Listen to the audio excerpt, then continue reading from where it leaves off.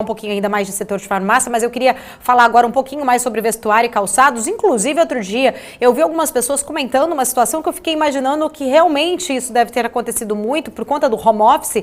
As pessoas usam mais, assim, o vestuário, até inclusive na frente das câmeras, mas ninguém andou comprando sapato, né? Porque não se usou muito sapato em relação a isso, e eu fiquei realmente refletindo em relação a isso, realmente como que, na verdade, essa pandemia afetou muito, né? Esse setor, principalmente a parte de calçados. Imagino eu que realmente as compras devem ter caído muito. Mas falando um pouquinho de vestuário e calçados de uma forma em geral, a gente sabe que realmente acabaram sendo bastante impactados, diferente do setor que você falou de farmácia, que as pessoas consumiram mais, de alimentos que as pessoas andaram consumindo mais. Mas na sua opinião, qual seria um cenário adequado para que essas empresas pudessem ter uma retomada? Você acha que apenas a parte digital tem sido suficiente ou ainda há outras coisas, outros fatores que ainda possam ser importantes para essa retomada desses dois setores específicos?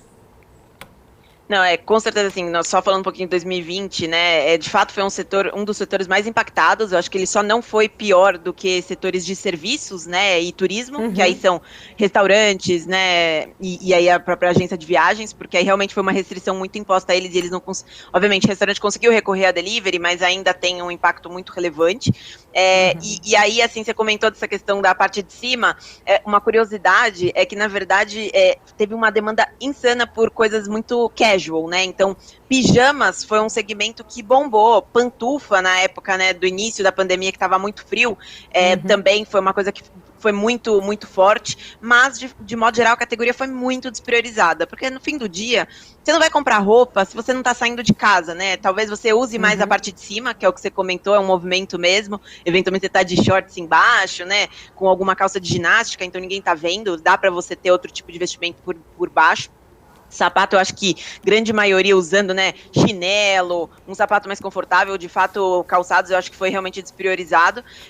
E aí, para retomar isso, na nossa visão, o digital, ele ajuda, mas a gente entende que ainda há algumas barreiras nessa categoria para o digital, e aí pensando muito na questão da logística reversa, né? Então, às vezes você compra, e aí a roupa não era da cor que você imaginava, o tecido não era como você imaginou, o tamanho, às vezes, não é muito padronizado, né?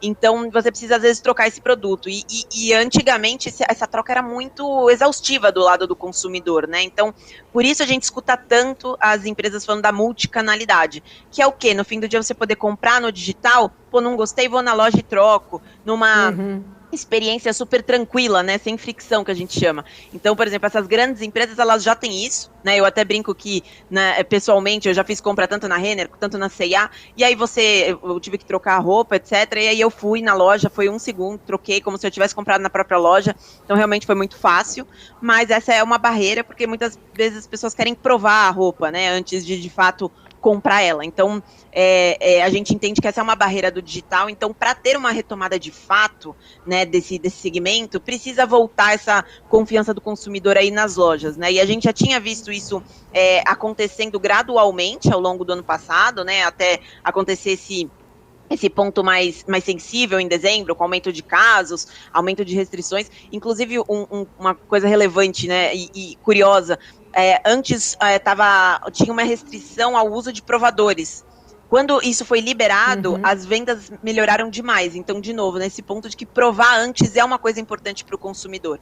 Então, a remoção dessas restrições, as pessoas se sentindo à vontade a voltar para o shopping, né, para as lojas, eu acho que isso é um ponto importante para essa retomada em termos de resultados da companhia.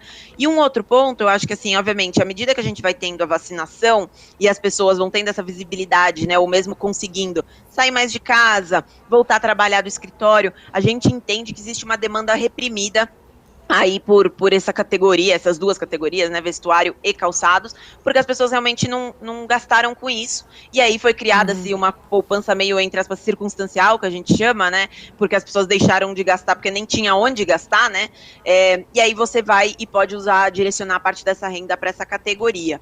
E aí um ponto que eu até brinco é que durante a pandemia, né, a gente vê que as pessoas ou engordaram ou emagreceram. Então, eventualmente, você tem que ir, porque realmente você precisa, né, repaginar teu armário porque você mudou de tamanho.